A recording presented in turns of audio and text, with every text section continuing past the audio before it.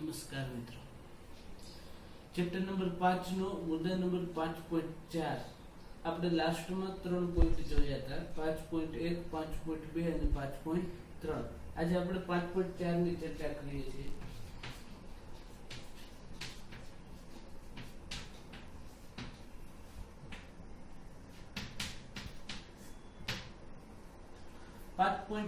આમ જોઈએ તો આપણે બધાને ખ્યાલ જ છે આ કયા મુદ્દાની ચર્ચા કરવાની છે અને ખૂબ જ ફેમસ એવો આ ટોપિક છે આપણો. છતાંય આપણે ફરીથી વાત કરી લઈએ કે જેવી રીતે મુદ્દા નંબર 5.3 હતો કે જે જડત્વનો નિયમ આપણે ભણ્યા એની અંદર આપણને શું માહિતી મળી હતી તો કે એરિસ્ટોટલની જે કંઈક ભૂલ ભરેલી ખામીઓ હતી એમાં સુધારા વધારા કરી અને ગેલિલિયોએ આપણને કંઈક નવું આપ્યું હતું. બરાબર છે. આ નવું જે કંઈ આપ્યું હતું એને ધ્યાનમાં રાખીને અને એરિસ્ટોટલને પોતાનું યંત્રશાસ્ત્ર ખતમ થઈ ગયું એટલે પોતાનું નવું યંત્રશાસ્ત્ર ઊભું કર્યું, આખું પોતાની નવી મિકેનિઝમ ઊભી કરીને આ મિકેનિઝમ ઊભી કરવા માટે સર્વકાલીન મહાન એવા વૈજ્ઞાનિક કોણ હતા તો કે સર આઇઝેક ન્યૂટન. ન્યૂટને જે આપણને નિયમો આપ્યા એ પોતાના નામ ઉપરથી જ આપ્યા. એટલે કે મુદ્દા નંબર 5.4 આપણો કયો મુદ્દો છે તો કે ન્યૂટનનો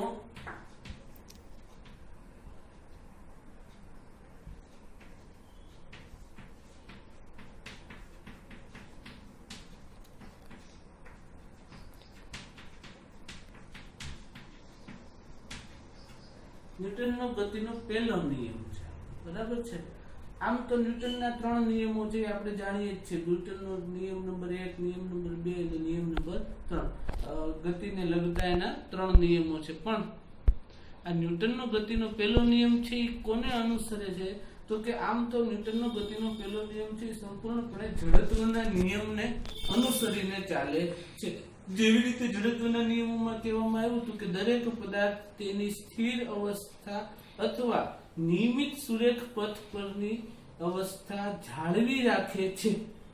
આજે આપણો કોન્સેપ્ટ હતો કે પોતાની સ્થિર અવસ્થા કે નિયમિત સુરેખ પથ પરની અવસ્થા જાળવી રાખે છે. તો આ સિવાય કે કોઈ બાહ્ય બળ તેને અન્ય કંઈ કરવાની ફરજ પાડે તો અને તો જ એમાં ફેરફાર થાય. એટલે કે જો સ્થિર હોય તો સ્થિર રહેશે, ગતિમાં હોય તો ગતિમાં રહેશે. પણ જો એમાંથી કોઈ પ્રકારનું બાહ્ય બળ એની ઉપર લાગે અને તો એમાં કંઈક ફેરફાર થઈ શકે છે.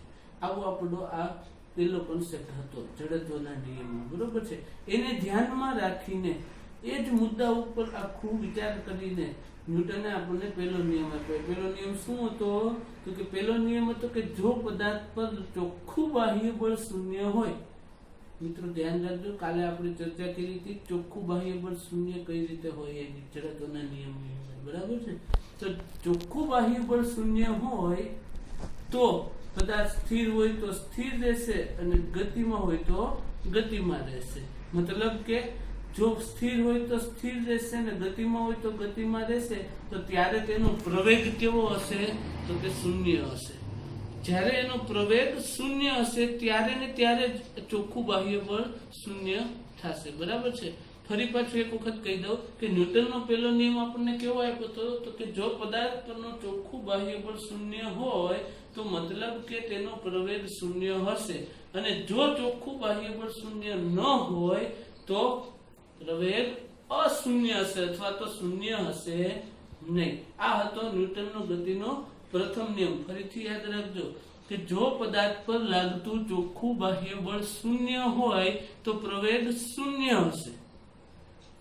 પ્રવેગ કેવો હશે? શૂન્ય. મતલબ કે વેગમાં થતો ફેરફાર કાંઈ હશે જ નહીં. જો નિયમિત ગતિથી જતો હશે તો નિયમિત ગતિથી રહેશે અને મારી જેમ સ્થિર ઊભો હશે તો સ્થિર ને સ્થિર જ રહેશે. એમાં કોઈ ફેરફાર થશે નહીં. અને જો બાહ્ય બળ શૂન્ય ન હોય એટલે કે લાગતું વજન બળ અને લંબ બળ બે એકબીજાની ઓપોઝિટ લાગતા હોય છતાંય જો એકબીજાનો ફેરફાર દેખાડતું હોય તો આપણને એનો પ્રવેગ અશૂન્ય મળશે. અને આ પ્રવેગ અશૂન્ય મળશે તો એનો મતલબ કે ચોખ્ખું બાહ્ય બળ ત્યારે શૂન્ય હશે નહીં. આ હતું ન્યૂટનનો પ્રથમ નિયમ. બરાબર છે મિત્રો. આને ધ્યાનમાં રાખીને અમુક ચર્ચાઓ કરવામાં આવેલી હતી કે જો આપણાથી દૂર આવું આપણે વિચારીએ કે આપણાથી દૂર બાહ્ય અવકાશની અંદર એટલે કે પૃથ્વીની દૂર, પૃથ્વીની બહાર ત્યારે પોતાના રોકેટો છોડી અને જો કોઈ અવકાશયાન છે એ ગતિ કરતું હોય તો એનો મતલબ કે એના પર કોઈ બાહ્ય બળ લાગતું હશે નહીં. એનો મતલબ બાહ્ય બળ લાગતું હશે નહીં તો ત્યાં ન્યૂટનના ગતિના પ્રથમ નિયમ મુજબ એનો પ્રવેગ કેવો હોવો જોઈએ? તો કે શૂન્ય હોવો જોઈએ. નિયમિત ગતિથી એ અવકાશયાન છે એ પોતાના નિશ્ચિત માર્ગ ઉપર ગતિ કરતું હશે. અરે આપણને જ્યાં સુધી ખબર નથી, કેમ કે આ ન્યૂટને આપેલું પ્રથમ મિકેનિઝમ હતું, તો એના આપણને ખબર નથી ત્યાં સુધી આપણે એવું વિચારી શકીએ છીએ કે જો પ્રવેગ શૂન્ય છે તો એનો મતલબ કે એનું ચોખ્ખું લાગતું ચોખ્ખું બાહ્ય બળ કેવું છે? શૂન્ય જ છે. અને જો પ્રવેગ અશૂન્ય છે તો એનો મતલબ કે લાગતું ચોખ્ખું બાહ્ય બળ કેવું છે? તો કે પ્રવેગ અશૂન્ય હોય તો લાગતું ચોખ્ખું બાહ્ય બળ પણ કેવું હશે? અશૂન્ય હશે. મતલબ કે ત્યાં ઘર્ષણની હાજરી હોવી જોઈએ. આપણે બે મુદ્દા અથવા તો બે ટોપિક, બે ઉદાહરણથી આપણે આ ઘટનાને સમજવાનો પ્રયત્ન કરીએ. બરાબર છે? એ પહેલા એક નાનકડી વાત તમારી સાથે કરી દઉં છું કે માની લો કે કોઈ બુક પડી છે,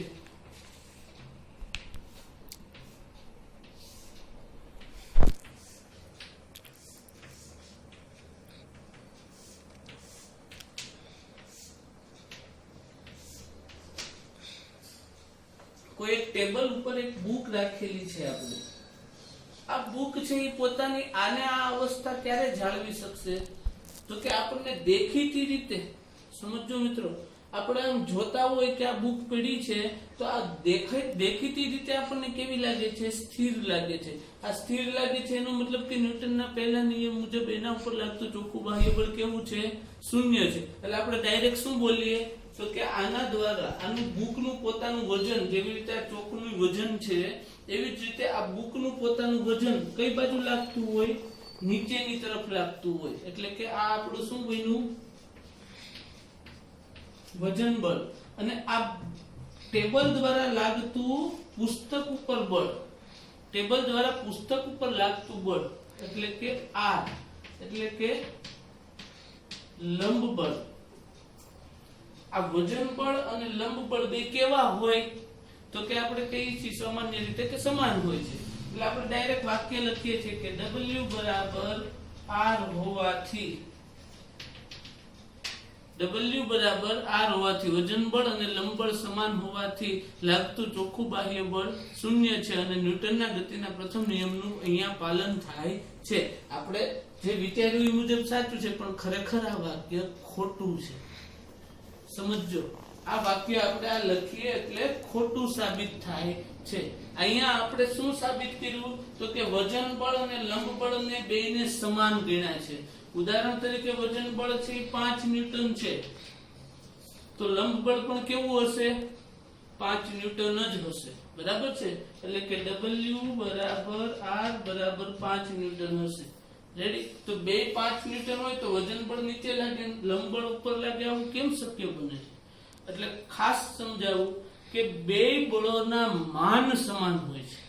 માન એટલે કે એને માનાંકમાં લઈએ અને જે વેલ્યુ આવે એ વેલ્યુ જ માત્ર સમાન હોય છે. પરંતુ આ વાક્યને ફરીથી લખવું હોય તો કેમ લખાય?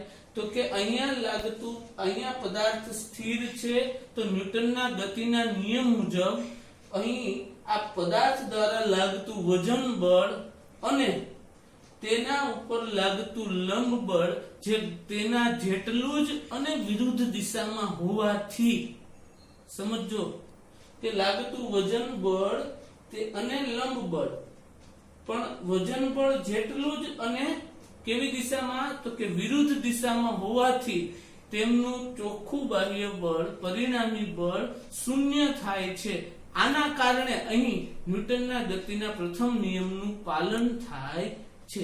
એટલે કે આપણે લખવું હોય તો આ રોંગ હતું. આપણે કેમ લખી શકીએ કે માનાંકમાં W માનાંકમાં આ સાચું છે, આ ખોટું પડશે. જો આ વેલ્યુ હોય તો અને તો જ ન્યૂટનના ગતિના પ્રથમ નિયમનું પાલન થાય છે. આમ દેખીતી રીતે તો તમે જોવો એટલે તમને એમ જ લાગશે કે અહીંયા તો પદાર્થ સ્થિર જ પીડ્યો છે. આ સ્થિર પીડ્યો છે એટલે ન્યૂટનના પહેલા નિયમ મુજબ સ્થિર હોય તો સ્થિર રહે, ગતિમાં હોય તો ગતિમાં રહે. સ્થિર હોય તો સ્થિર રહે એનો મતલબ કે એના પર લાગતું ચોખ્ખું બાહ્ય બળ શૂન્ય છે. શૂન્ય છે એટલે કે લાગતું વજન બળ અને લંબ બળ કેવા છે? સમાન છે. એટલે આવી રીતે લખતા હોય છે, પણ આ લખી શકાય નહીં, આ અસત્ય છે. સત્ય કઈ રીતે છે? તો કે વજન બળ અને લંબ બળ સમાન છે, પણ એના માન સમાન છે. એની માનાંકમાં વેલ્યુ લઈ લો તો એ સમાન મળે છે આપણને. આ પરિસ્થિતિની અંદર આ કેવું મળે? તો કે W બરાબર 5 ન્યૂટન છે, તો R બરાબર 5 ન્યૂટન થશે, પણ કેવા? માઇનસ થશે. બરાબર છે. બટ W માનાંક W ઇઝ ઇક્વલ ટુ માનાંક 5, માનાંકમાં R ઇઝ ઇક્વલ ટુ માનાંકમાં -5 ઇઝ ઇક્વલ ટુ માનાંક 5. therefore W is equal to R, but માનાંકમાં W બરાબર માનાંકમાં R. વજન બળ અને લંબ બળ સમાન પરંતુ પરસ્પર વિરુદ્ધ દિશામાં હોવાથી લાગતું ચોખ્ખું બાહ્ય બળ શૂન્ય મળે છે. આના કારણે ન્યૂટનના ગતિના પ્રથમ નિયમનું પાલન થાય છે. જેવી રીતે આપણે આ મુદ્દો ભણ્યા એવી જ રીતે આપણે એક બીજું ઉદાહરણ લઈએ. આપણે વિચારીએ તો કે કારનું ઉદાહરણથી સમજીએ કે તમે કારને જોઈએ છે, આપણે સ્વાભાવિક છે આપણે આસપાસમાં, આપણી પાસે ન હોય તો આપણી આસપાસમાં કાર તો હશે જ ક્યાંક, બરોબર છે. તો આપણી પાસે જે આપણે કાર જોઈએ છે એ સ્થિર સ્થિતિમાં રોડ ઉપર પડી હોય ત્યારે આપણને કેવી લાગે છે? સ્થિર. એટલે કે એના પર લાગતું ચોખ્ખું બાહ્ય બળ કેવું છે? શૂન્ય છે. પણ જેવી કાર સ્ટાર્ટ થશે એનો મતલબ કે એ કેવી થશે? પ્રવેગિત થશે. આ પ્રવેગિત થવાનું કારણ શું છે? તો કે ચોખ્ખું બાહ્ય બળ જ કારણ છે એનું. આપણને એમ થાય કે પ્રવેગિત થઈ તો અંદરથી પ્રવેગિત થઈ. હું કે તમે ગાડીની અંદર બેઠા હોય અને પછી કોક આપણને એમ કે મારો ધક્કો, તો આગલી સીટ વાળો પાછલી સીટ વાળાને કે ધક્કો મારે ને પાછલી સીટ વાળો અંદરથી ધક્કો મારે બેઠા બેઠા. તમે જ વિચારો જોઈએ શું થાય? કાંઈ ન થાય. બરાબર છે. એનાથી કાંઈ થવાનું નથી, કારણ કે બંધ કરેલું તંત્ર થઈ ગયું છે. એ એક બંધ ગાળો થઈ ગયો છે કારની અંદર બેઠા છીએ ને એટલે. અને અંદરની આંતરિક ગતિને કારણે જ કણ પ્રવેગિત થાય છે. આવું તો ફિઝિક્સ કહે છે, બરાબર છે. પણ બહારથી કઈક રોડ સાથેનું એનું કનેક્શન છે ઈ આના માટે ખૂબ જ જવાબદાર છે. અને આના સાથેનું રોડ સાથેનું કનેક્શન કયું છે મિત્રો? તો કે આંતરિક બળને આપણે ગણવાનું નથી. એટલે કે કોઈ પ્રવેગ છે એ કોઈ આંતરિક બળને લીધે ઉત્પન્ન થયો છે એવું આપણે વિચારતા નથી. પણ આ સડકને સમાંતર કોઈ બાહ્ય બળ લાગતું હોય તો સડક સાથે કાર ગતિ કરતી હોય તો માત્ર ને માત્ર ટાયર અને સડક વચ્ચેના ઘર્ષણ બળનું જ કારણ હોઈ શકે છે. એટલે કે આ ઘર્ષણને કારણે કાર છે એ ગતિમાં જાય છે. આપણે જાણીએ છીએ કે અમુક લિમિટથી વધારે કારને આપી હોય તો આપણે પાછું લીવર દેવું પડે છે. જો બંધ કરી દઈએ તો કાર ધીમી પડી જાય છે. એટલે કે એની પાછળનું જવાબદાર કારણ કોઈ હોય, કાર ચાલતી હોય એની પાછળનું, તો એ પાછું કયું છે? તો કે ઈ ઘર્ષણ બળ જ છે. જો ઘર્ષણ બળ 0 હોય તો આપણે બધા જાણીએ છીએ, જેવી રીતે શરૂઆતમાં મેં તમને ઉદાહરણ આપીને સમજાવ્યું હતું કે બરફ ઉપર સ્કેટિંગ કરતો માણસ છે એને લાગતું ઘર્ષણ બળ શૂન્ય થઈ જાય તો એ કોન્સ્ટન્ટ એમનેમ એની ગતિ છે એ જાળવી રાખશે. તો કાર પોતાની નિયમિત ગતિ એમનેમ જાળવી રાખશે. પણ આવું વાસ્તવમાં શક્ય છે નહીં. ઘર્ષણ બળ તો લાગતું જ હોય છે. એટલે કે આપણે બે ઉદાહરણથી સમજ્યા. એક કારનું ઉદાહરણ જોયું અને એક આ પુસ્તકનું ઉદાહરણ જોયું. આના આધારે આપણે ન્યૂટનનો પહેલો નિયમ છે એને ક્લિયર કરવાનો પ્રયત્ન કર્યો. આપણે જડત્વનો નિયમ જોયો હતો, બરોબર છે. જડત્વમાં શું આપણને શીખવા મળ્યું હતું? કે જડત્વ એટલે કે ફેરફારનો વિરોધ. સ્થિર વાળું સ્થિર છે, ગતિમાન હોય એ નિયમિત ગતિ ચાલુ રાખે છે. આપણે એક જ ઉદાહરણથી આ ઘટનાને સમજવાનો પ્રયત્ન કરવાનો છે કે તમે બસની અંદર હોય અને આપણા નસીબ સારા હોય કે આપણે બસમાં સીટ ન મળી હોય ને ઊભા હોય. જનરલી આપણા બસમાં આવું જ આવે છે, બરાબર છે. કેમ કે નાના હોય એટલે આ જ હોય છે. આપણે મોટાને બેહવા દેવાના હોય છે ને આપણી સંસ્કૃતિ મુજબ આપણે ઊભું રહેવાનું હોય છે. અને આપણા નસીબમાં ડ્રાઈવર એ સારો જ હોય છે. આપણે ગાડીનો જે કઈ ડ્રાઈવર હોય છે એ વ્યવસ્થિત જ હોય છે. એટલે સીધી જ ગાડી સ્ટાર્ટ કરે છે. જ્યારે આપણે આમ સામાન્ય રીતે ઊભા હોય અને બાજુવાળા એને વાત કરતા હોય ને ગાડી સ્ટાર્ટ થાય એટલે શું થવાનું છે? તમે એ પરિસ્થિતિનો વિચાર કરો અને તમે જ ત્યાં ઉભા રહ્યો એટલે તમને ખ્યાલ આવશે ઘટના કેવી બને છે. જો ગાડી આગળ જશે તો તમે ક્યાં જાઓ? પાછળ જાઓ. અને જો તમે કઈ ઝાયલું કર્યું નહીં હોય તો તો કે તો ઢોળાઈ જાય, વાર ન લાગે આમાં, બરાબર ને. પણ આપણે થાય છે એવું કે ક્યાંક જાયેલું હોય છે અથવા તો આપણો સંપર્ક છે એ બસની સાથે છે. આ બસની સાથે આપણા પગનો સંપર્ક છે ને, એટલે ગાડી આગળ આવેલી ને એટલે આપણો પગ આગળ આવેલો, પણ આખું શરીર છે એ ત્યારે આપણે નર્વસ લેવલે એટલે કે છોડી દીધેલું હતું. એટલે આપણું શરીર છે એ હારો હાર ગયું નહીં, ખાલી પગ જ ગયો એટલે આપણે ક્યાં ગયા, પાછળ ગયા. પણ અચાનક તરત જ આપણા સ્નાયુ છે એ આપણને આપણા મગજમાં રહેલા ન્યુરો ટ્રાન્સમીટર મારફત આપણને મેસેજ પહોંચાડે છે. એટલે આપણા સ્નાયુ તરત જ એક્ટિવ થઈ જાય છે અને કંટ્રોલ કરી લઈએ છે. અને ક્યારેક ક્યારેક નથી થતો ત્યારે શું થઈ જાય છે, ગોથું મારી જાય છે, બરાબર છે. અને આ જ ઘટનાને ફરીથી આપણે ઓપોઝિટ રીતે વિચારીએ તો શું થાય છે, તો કે જ્યારે ગાડી ચાલી જતી હોય ને અચાનક બ્રેક મારે છે. આ બ્રેક મારે છે ત્યારે શું થાય છે, તો કે ટીવીમાં આપણે જોઈએ છીએ એવું જ થાય છે, બરાબર છે ને. કે આમ ઝાલીને ઉભા હોય એને બદલે પછી આપણે થોડાક રિલેક્સ થઈ ગયા હોય કે ટેકન દઈને આમ ઉભા રહી ગયા હોઈએ છીએ. આ ઉભા રહી ગયા હોય છે ને પછી જયારે ઓલો બ્રેક મારે ત્યારે આપણને કઈ ઝાલવાનું રહેતું નથી, સીધો આજુબાજુમાં ક્યાંક આગળ ક્યાંક ગોથું મારીને પડી ગઈ છે આપણે, બરોબર. અને પાછી આપણે આમ જોઈએ ને તો એ પરિસ્થિતિમાં સૌથી સારું હોય ને તો એવું કે ત્યારે આપણને પૈડા આપણે જ હોય, પણ આપણે કઈ મને કઈ થયું જ નથી, મને કઈ લાગ્યું જ નથી, બરાબર છે. આ આપણી માનસિકતા છે. મને કઈ કોઈ પૂછ્યું જ નથી ભાઈ તને શું થયું, તોય તું કા જવાબ દેવા માંડ્યું, બરાબર ને. આ પોઈન્ટ નોટ કરવા જેવો છે કે આપણાથી બોલાય જ જાય છે મને કઈ નથી થયું એવું. આવી જ રીતે જ્યારે કાર ગતિમાં હોય અને અચાનક સ્થિર થાય છે ત્યારે આપણા પગનું જોડાણ આ કાર સાથે હોય છે. આ કાર સાથે આપણા પગનું જોડાણ હોવાને લીધે કાર જ્યારે ઊભી રહી ત્યારે આપણો પગ છે એમનેમ સ્થિર થઈ જાય છે અને આપણું બોડી છે, સંપૂર્ણ શરીર છે એ આખું આગળ પડે છે.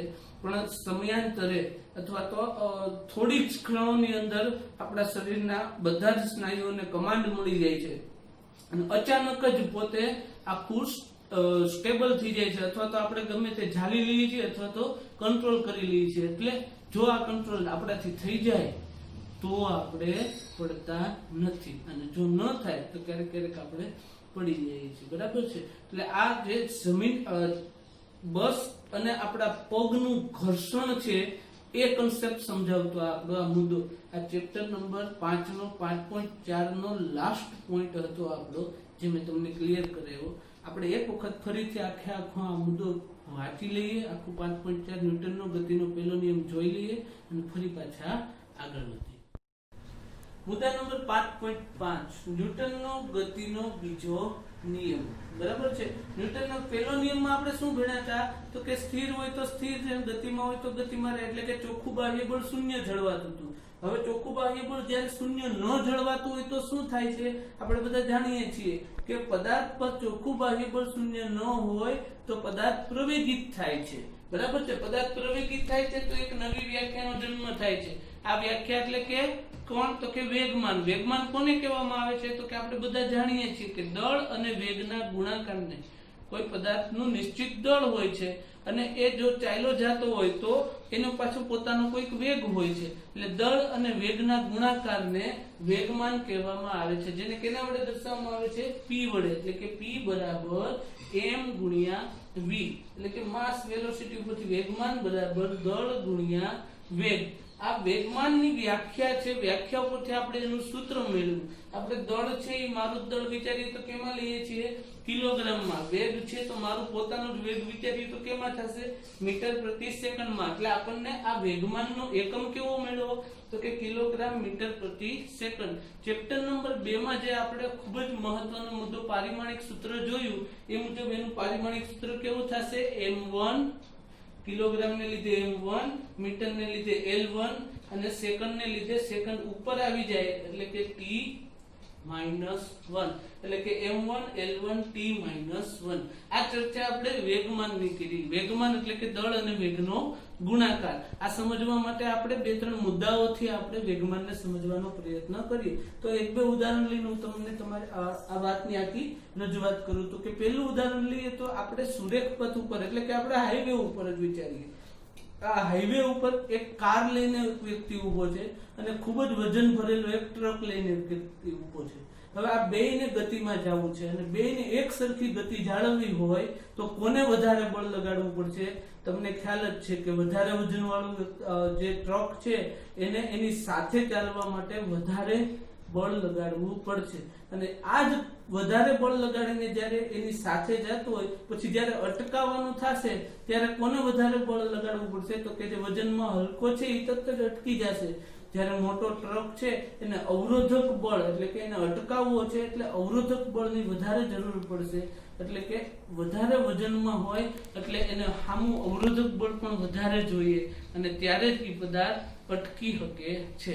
આ ઘટના આપણને સમજાણી છે, બરોબર. આવી જ એક બીજી ઘટના તમને હું સમજાવું કે આપણે આપણી અગાસી ઉપર જતા રહીએ, આપણા એક હાથમાં મોટો બધો પથ્થર લઈએ અને એક હાથમાં પીછું લઈએ, કોઈ પણ પક્ષીનું પીછું લઈએ. હવે આ બેયને એક સાથે આપણે નીચે મૂકશું તો નીચે રહેલી વ્યક્તિને કેનો કેચ કરવો હેલો પડશે? તો કે તમે જાણો છો કે એ વજનમાં હલકું એવું પીછું છે ને એને એ પકડી શકશે ઇઝીલી અને સરળતાથી પકડી શકશે. જ્યારે ઓલો વજનમાં વધારે ભારે છે એવો પથ્થર જ્યારે આપણે નીચે મૂક્યો છે તો એ જેમ જેમ નીચે આવશે એમ એના દળને કારણે એ કેવું થતો જશે, પ્રવેગિત થતો જશે ને એને પકડવામાં આપણને મુશ્કેલી પડશે. જ્યારે વજનમાં હલકું છે એ તરત જ આપણે પકડી શકશું. હજુ એક ઉદાહરણથી હું તમને સમજાવું આને આ જ ઘટના કે કોઈ બંદૂક છે, બંદૂકમાંથી ગોળી છૂટે છે, એ બંદૂકમાંથી ગોળી છૂટે એ એના વેગ સાથે જો આપણા શરીરને અડે તો આપણા શરીરમાંથી હોફરવી નીકળી જાય છે, માણસને વિંધી નાખે છે, બરોબર છે. માત્ર પિક્ચરમાં જ સાચું ન હોય, રિયલમાં આવું જ હોય છે, બરાબર છે.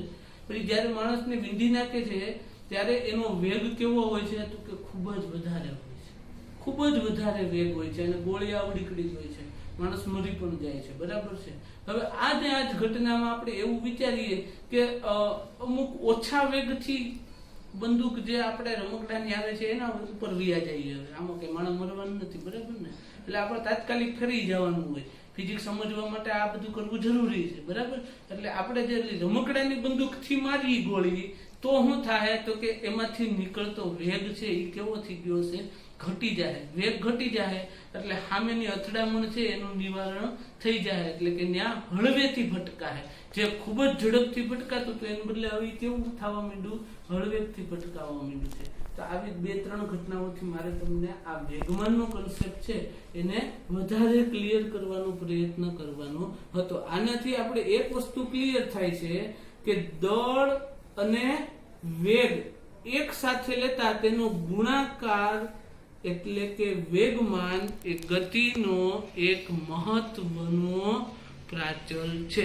એટલે કે જો મારી ગોળી છે એ નાની હોય અને એનો વેગ વધારે હોય તો વેગ વધારે હોય તો એ વેગમાનની અસર થાય છે અને જ્યારે ઉપરને 2-3 ઉદાહરણ જોયા એમાં દળ વધારે હોય અને વેગ હતો ઓછો તોય વેગમાનની અસર ઊભી થતી હતી. આવી રીતે આપણે આ 3 કન્સેપ્ટથી વેગમાનને ક્લિયર કરવાનો પ્રયત્ન કર્યો.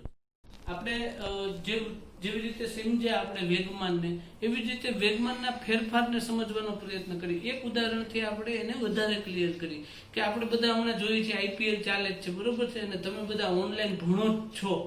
આ મેં સ્વીકારી લીધું છે, બરોબર. તમે સ્વીકારી જ લેવાનું છે કે નહીં અમે ભણીએ જ છીએ એવું. અને ઓનલાઈન ભણતા હોય ત્યારે મોબાઈલ હાથમાં હોય એટલે આપણને સ્વાભાવિક છે કે IPL જોવાનું મન થતું જ છે, બરાબર છે. એટલે કે ઈ સમયગાળો એવો છે સાંજના સમયનો કે વાંધો નથી આવતો. ત્યારે હું છે કોઈ સાહેબ ઓનલાઈન હોતા જ નથી એટલે વાંધો નથી આવતો, બરોબર. ત્યારે IPL ઓનલાઈન હોય છે.